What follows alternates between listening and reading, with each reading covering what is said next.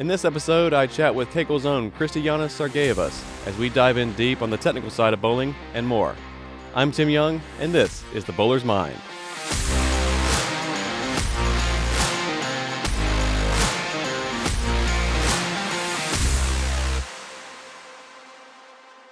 Hey, Chris, welcome to the show, and thanks for being here. Hey, thank you for having me. It's a great pleasure to be on the show, and I hope we can share some useful information.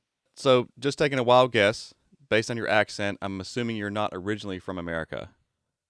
No, I am not. I am originally from Lithuania. It's a small country in Eastern Europe, and I came to US in 2010, and been here since, actually.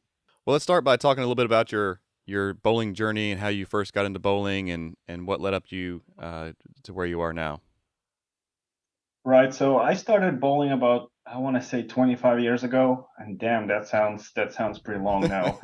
Um, just like a lot of kids, I tried a lot of sports while I was still at home in Lithuania, and bowling somehow stuck with me, and I found some early success while I was young, and I think that's what really kept me in the sport. Um, I managed to win a couple of national championships in 2006 and 2007, and I just felt like I could get better and tried to kind of pursue, more of a professional side of the sport. So I really just tried to look for more opportunities. How can I get better? And bowling is a very young sport in Lithuania, and I was really looking for opportunities. How can I get better? And actually, coming to US and coming to Weber International was one of the options that was presented to me, and I luckily chose that option. And I came to Weber International University in 2010, and that's where I went to college. And at the same time, I was able to practice at a Kegel training center, and that was an ideal scenario for me because I was able to get my education as well as get much better at bowling.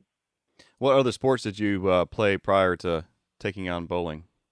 I mainly tried basketball, which is obviously it's the most popular sport in Lithuania. So I feel like every single child kind of goes through that stage where they try to play basketball. I was actually pretty decent at it. I am pretty tall now, so it might have been a good option to choose, but I didn't. I just didn't find that much interest in it. Even though I really, like to follow basketball, it's just I didn't really feel like I wanted to play myself. Mm-hmm. And I also tried swimming, which there's a funny story about that. Actually, I swam for a long time. I actually swam for about 6 or 7 years, and I was okay at it. And it's just when I decided to quit, one of my coaches was actually really upset that I quit because she thought that I had some potential to be pretty good at Mm. it. Tell me a little bit more about your college experience. What was it like bowling at Weber, and what was some of your fond memories there? It was a very good experience. I have nothing bad to say at all about my experience at Weber International. I really enjoyed it. Of course, the 4 years went by really fast, but every year was a little different, and I'm pretty fortunate to have a very decent career at college. I Mm. mean, we finished first, second, and third in my 4 years of college, so I think that's a pretty good achievement. But my experience was very good. I mean, I got to bowl every day at the Kegel Training Center, and that was amazing for me. I've learned so much about the sport of bowling from all these coaches that we have here, and it's just amazing. Of course, you have the college experience there, and it was a bit different since before I came to US, I was very. Bowling is an individual sport for the most part, right? So before I came to US, I bowled by myself most of the time. Every tournament I've gone to it was just me in the standings, and now all of a sudden I have to deal with 20 other bowlers that are just as good as me, or if not even better. So it was an adjustment period for sure, but I think I've learned quite a bit from it as well. I always try to discuss at least a little bit on the podcast about the mental side of bowling and the mental aspect of the sport of bowling. What is your perspective on the mental game? And for you personally, how big a role does that play, and how much emphasis do you put on that?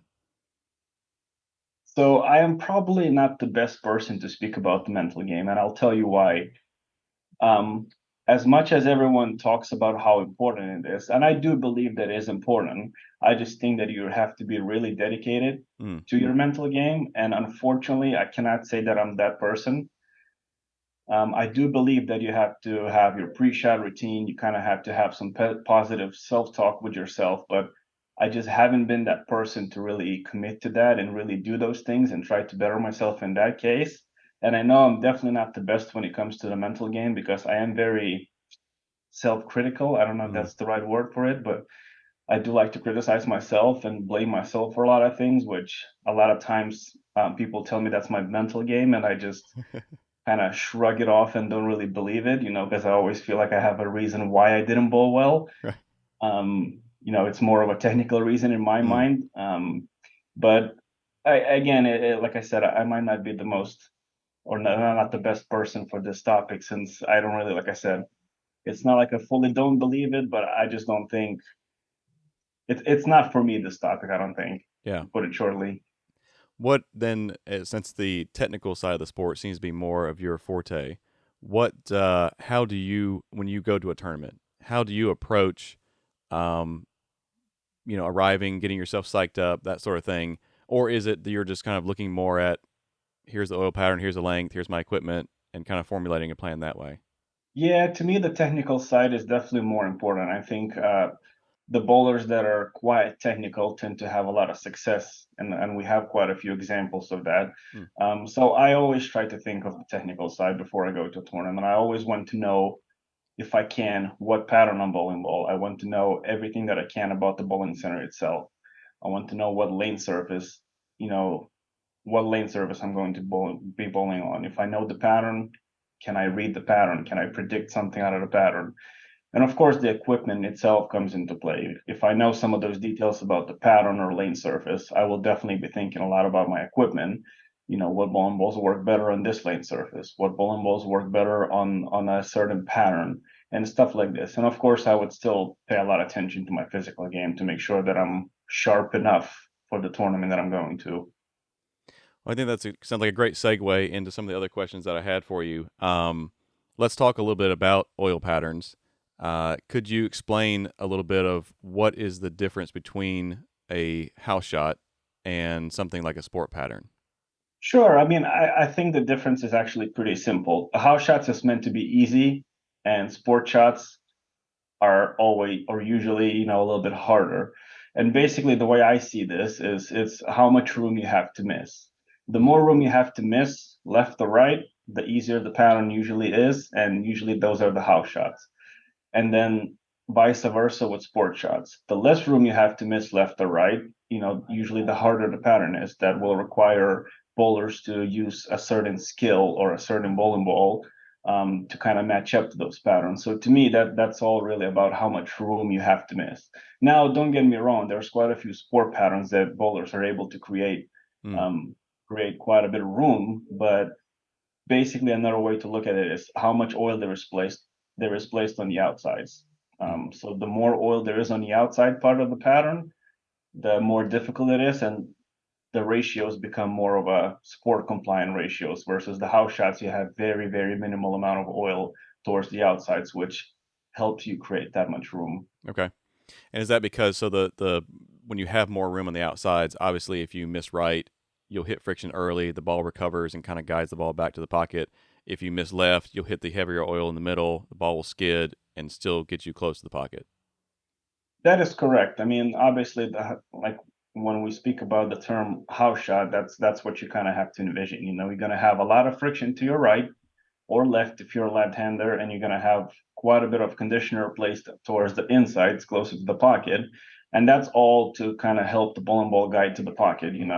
Uh, like you just said, once you miss in on a house shot where all that conditioner is placed in the middle part of the pattern, your ball tends to skid further and it will just kind of guide itself to the pocket. And of course, if you miss right, there's so much friction that the bowling ball is always going to try to pick up and also, hit the pocket as well. So the sport patterns is actually the complete opposite. When you miss right, your ball goes right, and when you miss left, your ball goes left, and vice versa for the left-handers.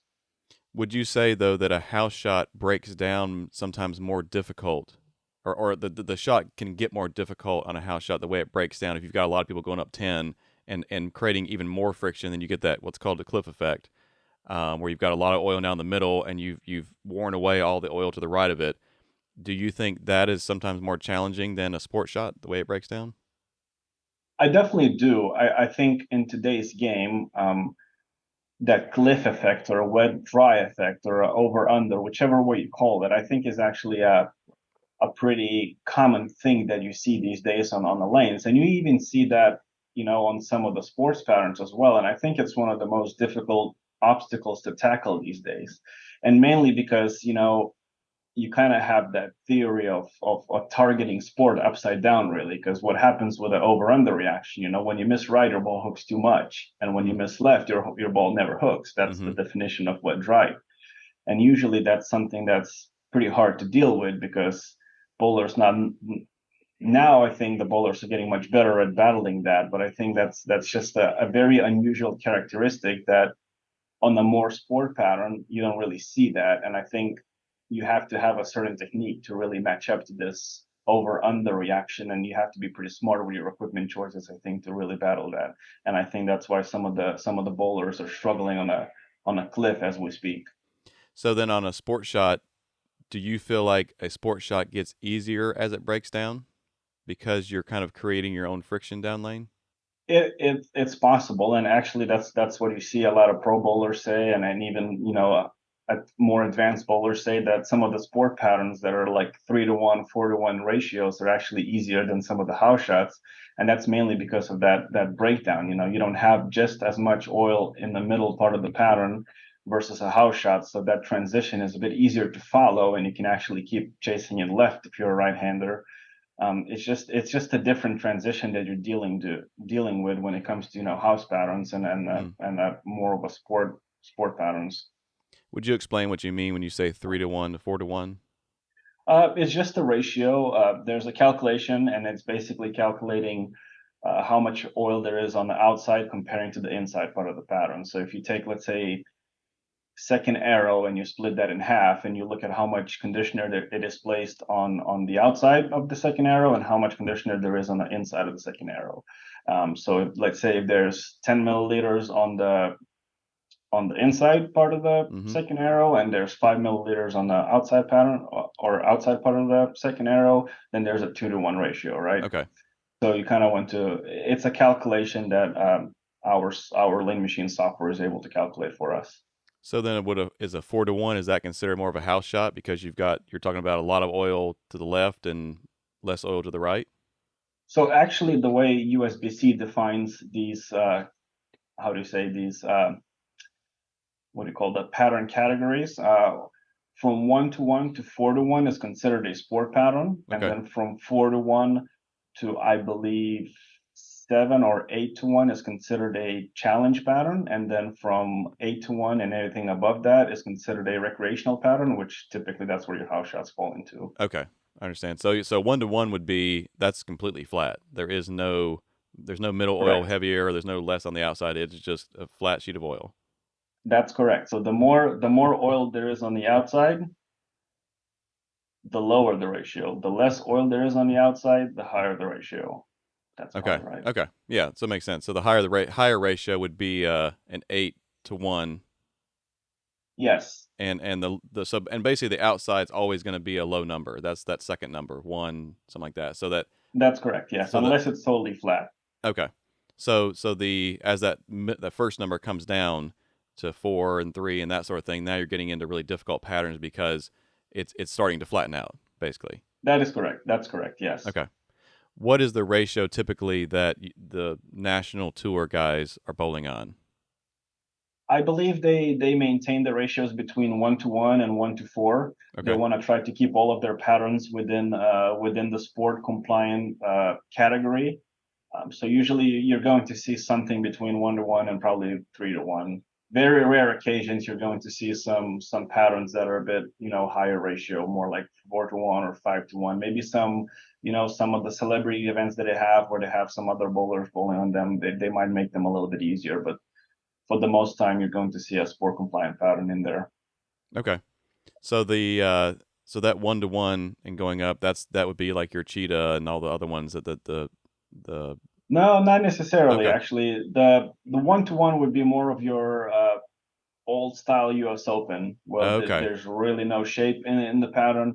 Cheetah is actually, I mean, the ratio also is, it could be deceiving a lot of times, because the way the computer counts that ratio is based on a certain board in a way. So there is a little bit of room to fluctuate those ratios based on where those loads are placed. So for example, Cheetah actually, it might show a pretty low ratio. I think it's like 1.5 or maybe 2 to 1, closer to that. Mm, But there's actually quite a bit of friction on the outside created. But it's just a bit of a play between the numbers. okay. So the ratio doesn't necessarily tell you obviously where the oil is going to be. It just means that at some part in the pattern, you're going to have some friction on the outside, and then how much volume do you have to the left of that That's for correct. The ratio right-handers? should. That's correct. The ratio should be looked at as a general guidance. Just to kind of, you should glance at it and kind of give yourself an idea whether the pattern, would be on the more difficult side or on the easier side. I guess since we're talking about oil, we should talk about reading an oil pattern sheet. And correct me if I'm wrong. Is that the typical terminology of what that should be called? Like the spec sheet you get at a tournament?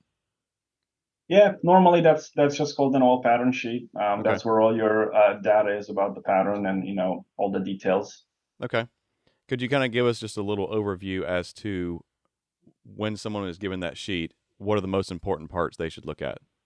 Well, here at Kegel, we actually tend to do seminars, that are probably quite lengthy about just how to read the pattern sheet, and then how everything, or what everything in the pattern sheet means.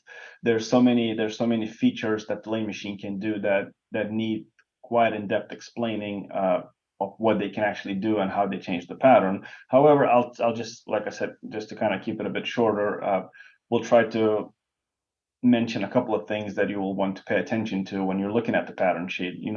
The first of all, of course, you have at the top of the pattern sheet, you have all your all pattern and lane machine settings, really. So those are the first things that you want to look at, because that line at the top will tell you how long the pattern is, where the reverse brush drop is, and how much volume there is in the pattern. So those are some of the key elements of the lane pattern, right? You can always gauge yourself of what the pattern type will be just based on looking at those numbers. Then, of course, you have at the bottom of the graph, or the oil pattern sheet, you have a oil pattern compositive graph and ratios. We Okay. just spoke about the ratios, so I think that's kind of important to Mm-hmm. mention that too, because at the bottom there you'll see those ratios. So, like I said before, it's a general guidance for you as well of how difficult the pattern could potentially be. And then, of course, you also have the picture, the oil pattern overhead graph that kind of gives you a visual representation of what the pattern sheet, or what the pattern is. Again, a lot of times you hear this: don't play the pattern the way the picture is said, which is sort of true, because you have to still understand quite a few things about the lane machinist, and then understand where that oil is really placed. Okay. Now, there's a couple of things you can kind of take away from the pattern graph. Um, is you can see the distance, and you can also see the distance of the applied oil and where the reverse oil starts, and Okay. that's quite important, I think. So that's a very good visual, cue for you to look at, if you're just looking at the pattern overhead graph. Okay. Now, you can also see a symmetry in the pattern graph as well. If you're not looking at the actual data of the pattern overhead graph will actually show you those differences, if there's any. And Okay. I'm talking about left to right differences. Sometimes it's pretty common these days to see an asymmetrical pattern for various reasons. And lastly, when you're looking at the pattern sheet, you want to look at the two columns that are to the left of the sheet, and those are actually the most important columns in this whole pattern sheet, in my opinion, because that's where all the data about the pattern is. This is Okay. how we program the pattern.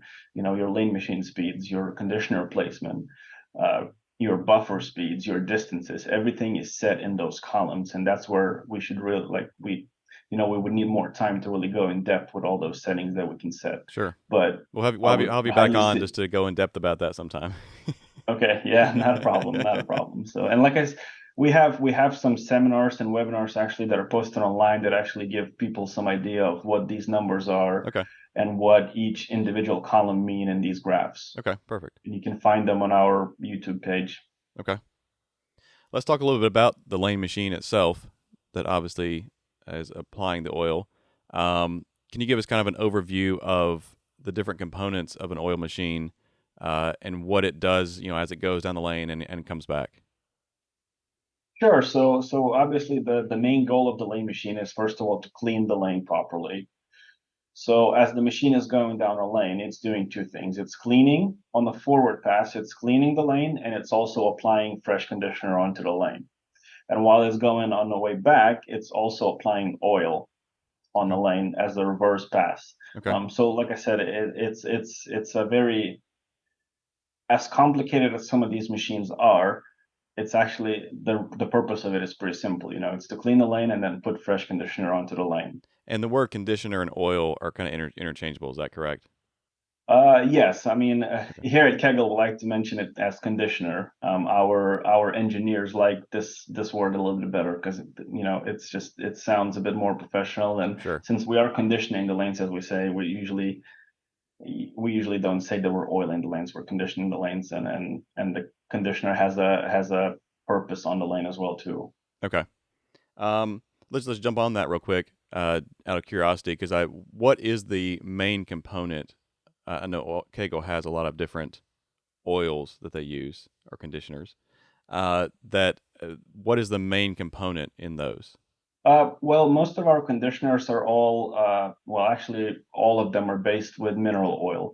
About 60 or 70% of the formulas are mineral oil. And then we have quite a few additives that we've discovered throughout our research that, have different properties. And we add those additives to these formulas to achieve a certain thing, whether it's more durability, where it's a certain type of characteristics, on the lanes that we want to see, whether we want to achieve more slickness or more friction.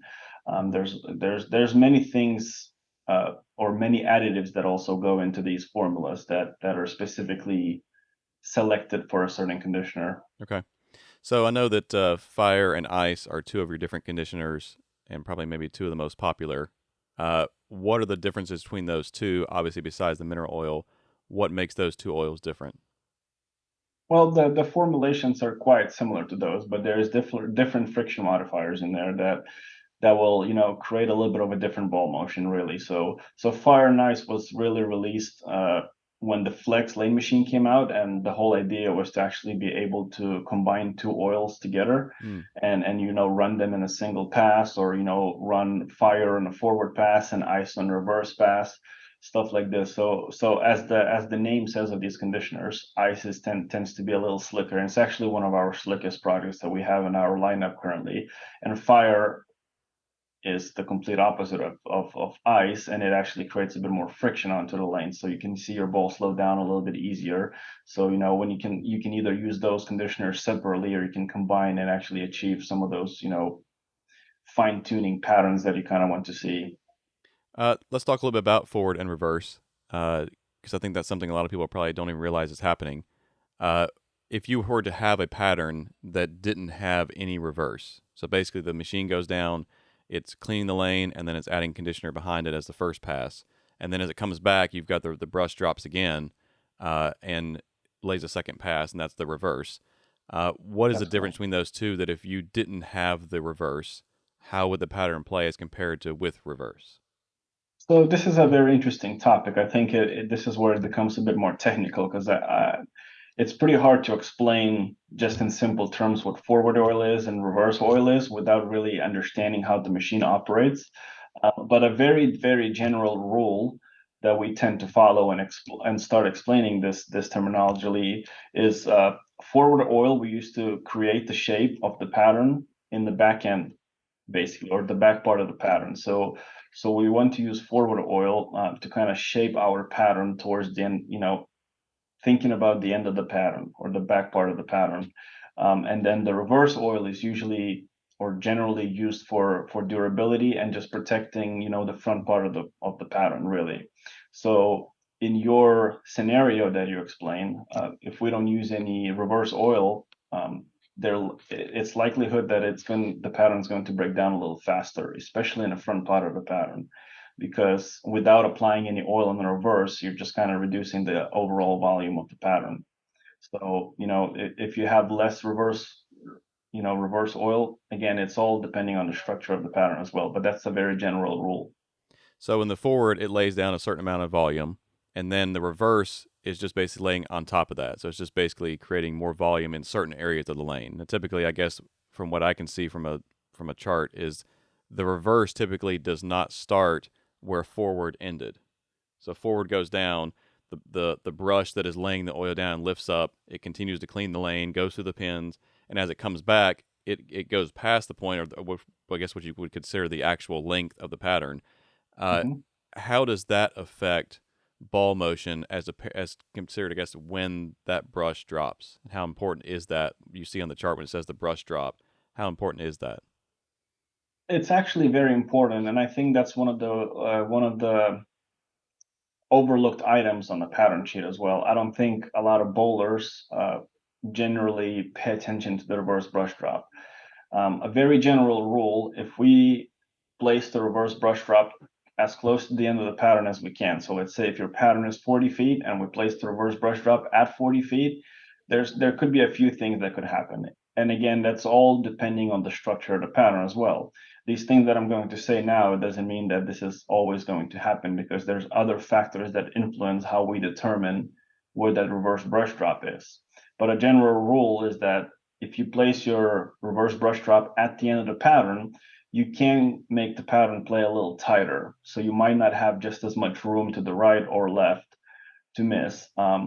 There's also potential to create a little bit more push if you place all that conditioner towards the end of the pattern. Okay. So when you miss in, you have a chance uh, to still hit the pocket. It can also work other way. If you place the pattern very close to the foul, or I'm sorry, if you place the reverse brush drop very close to the foul line, you actually make that end of the pattern pretty thin, so that can result in a faster pattern transition. Okay. So if the layer of conditioner is a little less towards the end of the pattern, you can force the pattern transition a little faster. So there's a very fine line between that. You have to determine some other factors as well, like how much conditioner are you placing on a forward pass, Right. and how saturated the buffer brush is before you drop it down into the lane again. Mm. There's quite a few things that you have to really envision before you make those decisions. Is there typically a kind of a rule of thumb as to where that reverse drop will typically happen? Like I guess I don't know if it measures the machine measures from where the pattern ended or where it started at the foul line. But is there kind of an area where you typically drop the brush that's kind of a general range? The machine, first of all, the machine really knows what the distance is, so we Right. measure everything, very precisely, so we know exactly where that brush, where the pattern ends, where we know exactly where the brush can drop, and we can also program all those things. We have full control of where we want the brush to drop or where we want the pattern to end, and it's very, very accurate. So going back to your question, in today's environment, we like the reverse brush drop to kind of be within maybe 2 or 3 feet within the pattern. And again, that's a very, very general rule, because different scenarios will require different pattern structure and pattern lengths and reverse brush drops. But like I said, a very general scenario would a good starting point would probably be 2 or 3 feet inside a pattern. So if your pattern is 43 feet, you might want to start your reverse brush drop at 40 feet if your machine is capable of doing this. Okay. And so that forward oil definitely helps the ball not slow down as fast, which then gives you a makes the pattern feel longer, I guess. Whereas if the reverse brush was, dropped in the middle of the pattern, your ball would start seeing some friction earlier, even though there's oil there. You would still start seeing friction earlier because of there being less volume. That's correct. Again, it's all about the placement of the conditioner, and we have these tools to really control. You might have heard the term front to back taper, and that's what you really control. Okay. You really want to really focus on that as well, and all these features like the reverse brush drop really allows us to change that front to back taper. Like I said, if you drop that reverse brush drop towards the end of the pattern, you're kind of creating a bit of a flatter front to back taper. Okay. And if you're kind of dropping it a bit closer to the foul line, that front to back taper might be a little steeper. And like you said, if you drop the reverse brush drop closer to the foul line, your bowling ball might slow down a little sooner, and that might create a different ball motion. And again, there's so many other factors like the overall pattern structure shape will determine all those things as well. Can you explain a little bit about, you mentioned earlier in the machine about brush speed? Um, I'm assuming that the brush that lays the oil down can have higher revolutions. How does that affect how the oil is laid down based on that brush speed? So you're correct. However, there's a twist to that. Only one machine in our lineup can do that, and it's the Flex. So if you see a Flex lane machine, and not every single Flex machine actually has that upgrade as well, because the variable buffer speed, that's what the feature that you're talking about, where the buffer brush can spin at 4 different speeds. It only comes in a Flex machine, and it comes as an upgrade. So you kind of have to find out if the machine has that feature or not. You have that feature highlighted in the pattern sheet as well. So you can definitely see if the machine has that feature, and then if your lane man or the person that created the pattern is actually using this feature. Okay. But it's also a very general rule is that, like I said, there's 4 speeds. In the pattern sheet, you're going to see a column that says buffer, and it's going to be labeled as 1, 2, 3, and 4. Okay. So speed number 1 is the slowest speed, that is 100 RPMs. The speed is measured by rotations per minute. Number 2 is 200 RPMs. Number 3 is a standard setting, that's 500 RPMs. Mm. And number 4 is going to be our highest setting for the buffer speed, which is 700 RPMs. So a very general rule, like I said, the higher the buffer spins, you know, there's 2 things. The faster the oil gets deposited onto the lane, in a way. Okay. So you can see that as being applied, having applied a bit more oil as the oil is being applied to the system. However, it's going to get how do you say, the brush will actually dry out a bit sooner, so there might actually be a little less towards the end of the pattern. So there's, you have to kind of understand that a little bit. So like I said, speed number 3 is the standard speed that actually goes into every single machine that we have. And then speeds 2 and 1 are the slower speeds. And of course, if the buffer speed is a little slower, it can carry the conditioner a little bit further down the lane, and you can also make that layer a little thinner. Okay. So 500 is the standard that most machines run at, and the Flex That's as an correct. upgrade has the options of the other two, higher and lower, That's or the other correct. three, I That's guess. correct. Okay. Yep. Okay. So, and again, I think this feature is actually very useful because that really helps us to control that front to back oil pattern taper that I was speaking about earlier. We can start with a higher buffer speed and really load up the front part of the pattern, and it can really thin it down towards the end of the pattern. And we can do the opposite. We can kind of make that front to back taper quite flat by just changing the way the buffer speed spins or how fast it spins. Would you give us kind of just an overview of the Kegel Training Center, uh, what its main purpose is and function, and obviously I know there's coaching involved, that sort of thing. What can someone expect who might be wanting to come and get some professional coaching? Right. So the Kegel Training Center, it was created for the bowlers. As simple as that. John Davis, our founder, Kegel's founder, decided that we needed some lanes to actually be testing some of our products. We were also kind of battling that issue of 2 lanes not playing the same, and Kegel Training Center actually has the flattest lanes in the world. So basically, what that means is that we can adjust the topography of our lanes within every foot or Hmm. every 2 feet. I'm sorry. We have, I think, I don't know exact mileage, but we have quite a few miles of chains underneath the lanes, and we can actually tilt and create different shapes of that lane Hmm. for various testing purposes, which I think is very cool. And we've done quite a few tests that can prove a different topography, can favor a certain type of player and stuff like this. It also proved why it's very difficult to have 2 lanes play the same. But the training center is really an awesome facility. The coaching staff that we have is superb. We have very professional, coaches here, and they're high level, gold level coaches, or it's hard to find a place that has a more knowledge in one building Hmm. about the game of bowling. Of course, it's equipped with all the latest and greatest equipment when it comes to lane machines, specto, all the Mm-hmm. cameras, and even up to this point, when I'm struggling with my game, I'm just fortunate enough to actually be able to practice at a training center as much as I can. And I would highly encourage everyone, regardless of the level that you are, to actually, find the way to come over here and actually have a lesson with one of our coaches and try to, better the games. And I can speak from my own experience, just having been to Kegel before, and working with one of the coaches there, that it was a fantastic experience, and I was so impressed how quickly they picked up on some issues I was having, and were able to give me things to work on to correct those. That was really impressive. Yeah, like I said, I mean, our coaches here, every single one of them have lots of experience, many, many years of experience, many, many years of studying the game of bowling, and all of them have their own little way to tell you something. So I think it's, you can probably come here 5 times and have a lesson with, a different coach every single time. And even though they will try to kind of teach you a similar system, they might have a few different ways to approach you. And I think that's very important in today's world, especially.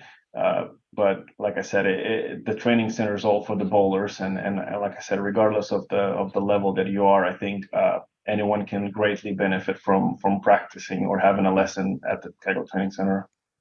I want to jump off for a moment onto lane topography. You mentioned there that Kegel can actually manipulate the lanes to change the topography. And it may surprise some people listening that may not realize that bowling lanes are not perfectly flat. And obviously, the older they are, the lanes wear certain ways. I know there are different terms for the different ways a bowling lane tends to age, or just it may have a natural, uh, you know, the way the lane is laid. But could you give us those different terminologies and what they mean? Yeah, so there's a couple of things what happens to a lane. Basically, you might see when you stand in front of the lane, it looks flat, it looks, Mm-hmm. pretty, it looks in a different color, but there's actually quite a few things that are going on with the lane. First of all is the age of the panel itself.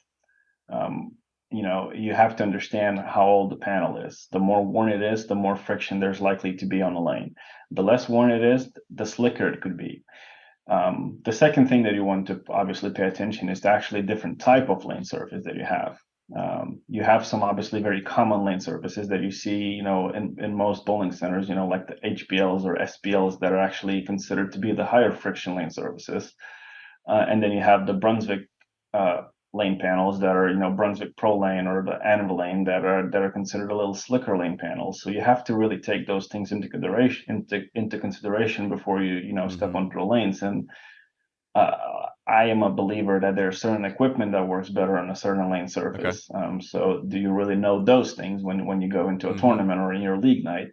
If you travel around tournaments and you use the same bowling ball surface on your lane and you're bowling on a 20-year-old high friction lane surface Mm. versus you go to a different center and you're using less or the same amount of surface, but you're bowling on a super slick lane surface that's pretty fresh, that's going to make a difference. And that might be a reason why you were successful and maybe you haven't bowled very good. Mm. Um, so the lane surface is very important. And then of course at the bottom of it, you have to add all this topography stuff. So as you mentioned that, as flat as those lanes look like, they actually aren't flat. And there's three shapes of the lane that, we've distinguished that are pretty common across the bowling world. And I guess I'll revert a little bit back by saying that, at Kegel we have this instrument that's called the lane mapper that's actually allowing us to map the lane and then give us the report of the shape of the lane, so we Okay. can actually see it very accurately uh, how the lane is shaped. And most of that stuff is actually the shape of the lane is could be influenced by the installation or what's underneath the lane as well. So that's why we distinguish that there's three different types of topography that are seen most commonly, because the installations are usually the same, and the panels that are underneath the lanes is actually usually the same too, the Okay. structures underneath them. So the three main, categories of topography that you're going to see is the first one is the depressed lane. So basically the middle of the lane looks like this. Okay. So it's depressed. So the depressed lane is basically a bowl. So Mm. on such a lane, it's actually pretty hard to throw it in the gutter because basically you have to think that You're almost the throwing it. You're gravity throwing is uphill, take. I guess. If the ball's going uphill as it's curved in the middle. That's correct, and then the gravity wants to take the ball to the middle of the lane. So basically, it's kind of just swinging back and forth if you think about it. The second type of topography that's very common is the crown lane, so which is the complete opposite of the depressed lane. So now you have a lane that's shaped like this. So actually, the gravitational force is pulling the ball towards the gutter. So on such a type of lane, you usually see quite a bit more push because balls fighting gravity uphill usually while trying to get to the pocket. And then you have the last one that's I think in my eyes it's the most difficult type of topography is the bird wing. So you actually have a way or a lane that's a bit wavy. Okay. So you have a little bit of everything in a lane, and usually that split between going uphill and going downhill happens around second arrow. So usually if you miss to the outside, if you're a right-hander, your ball kind of tends to go towards the gutter, and when you miss in, it kind of towards go tends to go towards the 7 pin. So it makes it a bit more difficult, especially on certain patterns. If your breakpoint is just around that top Right. of the hill. Right. What causes lanes to go one direction or another, or kind of end up in one of these categories? Uh, well, like I said, it's the installation. Okay. Different manufacturers of these lane panels have a certain way to install these lanes, and that's a lot of times it results in this type of topography. Also, the age of the lane itself, how long it's been sitting on the same structure underneath the panel. Um, Ironically, the weather can also make a big difference as well. The once the climate, especially at the places where the climate goes through all 4 seasons, for example. So we've seen examples where the same lane or the same pair of lanes looks, crowned in the summer and then it looks depressed in the winter. And that's mainly because of the weather. The humidity changes, the heat changes, the temperature changes, and stuff like this. That actually shapes the lane a little bit differently. So you could have someone who just they bowl great during the summer, and then it comes to the winter leagues and they struggle, and they think, "Man, what's wrong with me?" And so it could possibly be that they are good at playing lanes that are a certain shape, and when that weather changes and the lanes are kind of changes a bit, they don't have as much success. That's totally correct. Hmm. Like I said, we have examples of the same pair of lanes that we mapped in the summer in a bowling center, and then we came back in the winter and we mapped them, and they were complete opposites. So there is zero doubt in my mind that those two lanes or one lane is going to play completely different in the winter, and it will play, like I said, completely different in the summer. So you have to kind of keep, pay attention to that, and unfortunately, like if you're bowling at your local sweeper, you might not get the topography report. But I think that's very important to try and track these to yourself. Write down some notes of how certain pairs played, because a lot of time the likelihood of the same thing happening next time you come back on those lanes is pretty high. So if you kind of create your own map Hmm. of all these lanes that you bowl on, it might benefit you, Sure. greatly. What worked and what didn't, so at least you have some kind of starting point for the next time you're on that pair of lanes. Yep, that's correct. I will hear sometimes fellow league bowlers mention that they bowl, let's say, in two leagues in the same house. They'll bowl Monday night and Tuesday night. And I'll hear them say that Monday night always plays drier and Tuesday night doesn't play as dry. Is that more just a psychological thing that they think is happening? Or is it possible? Because let's say the oil pattern is the same house shot, same machine, that's just one night from the next night. Uh, is that are they correct in what they're saying that certain nights can play differently? I think it could be a little bit of both. I mean, some of the better bowlers, of course, can really tell the difference, and there's also uh, a lot of factors that will make a difference in how the pattern plays. You can go back to back nights to plan and be playing on the same pattern, but it might feel a little different. And you have to also remember that we are not robots and we don't really throw the ball exactly the same. As close as we can repeat, and some of the best bowlers in the world are very, very good at repeating, it's still not exactly the same in my eyes. So to me, like I said, I'm very much about the technical side of the game. So I find it very hard to, blame a lane machine or a lane conditioner because I know I'm not throwing the ball the same every single time. there's also quite a few other factors. If you're bowling Monday night on lanes 1 and 2, and you're bowling Tuesday night on lanes 23 and 24, that's going to play a huge role in how your ball motion is, Mm. because like we just spoke about, the topography is probably not going to be the same. You're also probably going to be crossing with different people, which will definitely have a big impact on how the pattern transitions and how it feels 3, 4, 5, or 6 frames later, or in game three. All of those things add up to you kind of feeling those differences. You also have to think that your bowling ball is not the same from one night to another. As you all know, the bowling ball actually absorbs conditioner into its cover stock, right? So when you throw 30, 50 shots on the bowling ball, like, that bowling ball is not the same anymore, regardless if you try to resurface it or not. Um, so there's many factors that could influence, and weather is one of them. If it's more humid in the bowling center, I believe that the pattern can play differently. If it's a bit warmer in the bowling center, it could definitely play different. Sure. Is there a general rule, and I know there's a lot of factors involved, is there a general rule if you're going to a tournament and it's going to be a longer pattern, let's say it's 45 feet, and then the next day you're going to be bowling on 37 feet, what equipment in general do you typically go for, at least as a starting point?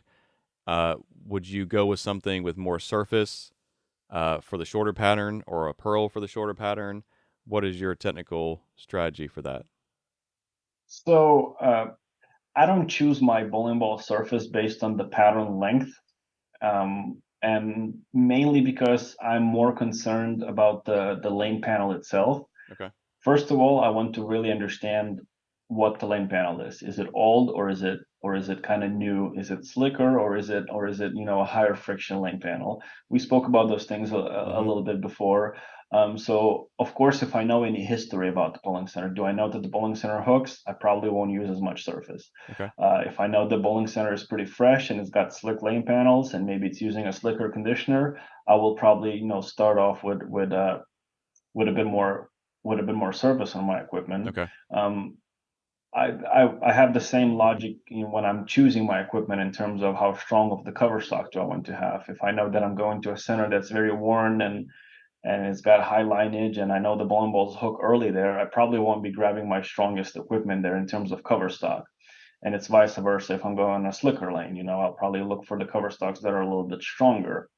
Uh, when it comes to length, I tend to think about what the bowling ball is capable of doing. So you probably heard a few people say, I have a set of bowling balls for a long pattern, I have a set of bowling balls for a short pattern, I have a set of bowling balls for the medium pattern. So to me, it's more important to understand, your equipment, and actually choose your bowling balls in terms of shapes and what you're trying to achieve on a certain pattern. So obviously, if you have a shorter pattern, you're going to want to have a urethane or two in your bag.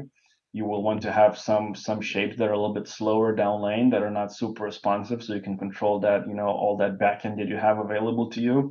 So stuff like this. And then if I go to a long pattern, for example, I know I'm probably going to have less launch angles, so my break points will be closer to the pocket probably. So I don't need a whole lot of help from a bowling ball. So usually I will want bowling balls that stay on line a bit easier, and then I will choose the cover stock based on the volume of the pattern, or, like I said, the lane surface itself. So I tend to think more about what kind of a shape the pattern and the lane surface is going to require for me to be successful at a tournament. What is or is there something you could name that was the greatest bowling secret you ever discovered for yourself? Something that once you got your head wrapped around a certain aspect, you were like, wow, this makes total sense now, and it opened up the game for you. Uh, I honestly don't. It's a tough one for me, again, because first of all, I don't think there's a secret to the game of bowling. Mm. I think, if I have to give you a pretty smart answer, I think the secret of bowling is actually trying to understand the game of bowling. You kind of have to invest your time into really understanding the technical side. There's so much technicality in this game, coming from the bowling balls, coming from the lane machines and patterns and lane surfaces. Um, so I want to believe that I'm constantly trying to learn all these things, and I will never say that I know everything about bowling, because I certainly don't. I think if you ask some of the most successful bowlers on the planet as well, I think they're keep learning that. So I don't think there's one secret that can make you, a great bowler, or out of sudden you can kind of unlock your potential. I think to me the secret is to actually being, again, goes back to the same word that I was saying, is the curiosity. How much are you willing to learn about the game? How much time are you willing to spend on your equipment? How many questions do you have about the game? To me, that's the biggest secret. The people that have all this desire to spend time and learning about this game is important to me. So, last question: what is your favorite bowling memory? Oh, there's quite a few. I mean, I think I have a pretty good bowling memory as we speak. Like I tend to memorize quite a few things. I want to say, obviously, some of my wins that I had, whether it's overseas or here in college, a lot of those wins kind of stuck in my head. But one of the most memorable one, of course, is when we won the national championship with Weber International in 2012. When we were on TV and it was a tight match, and we bowled Wichita University in that final. So it's kind of like a you know a dream come true moment. You kind of want to be on TV against one of the best college teams in the country, and we ended up winning that one. And to me, that was, we also had, 7 or 8 other guys and coaches and all your supporters there, and it was just a very like different moment in my bowling career. Like I never experienced a win like this before, and I think to this day I still remember that. And every time I speak about it, it still gives me chills. Just knowing how much we worked towards it, and being able to achieve that goal was truly spectacular. Well, that's great. Well, thanks for sharing that, and thank you for sharing all your knowledge and insight about the sport of bowling, and a lot on the technical side. Would love to have you back on again, maybe dig in a little deeper on some of the different topics we discussed. No, certainly. Thanks for having me. I'd love to share more if I could. I hope this finds some people, this information finds them, finds it helpful for them. If they can pick up something from this podcast, I think our mission would be complete for this point. I also, wanted to wish you lots of success with this podcast. I think it's a great idea. I think you have a great setup.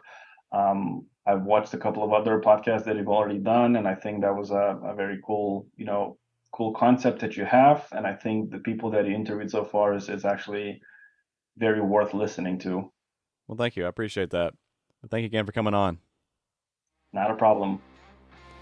Thanks for watching. Please share this episode with a friend, and don't forget to subscribe. We'll see you next time on The Bowler's Mind.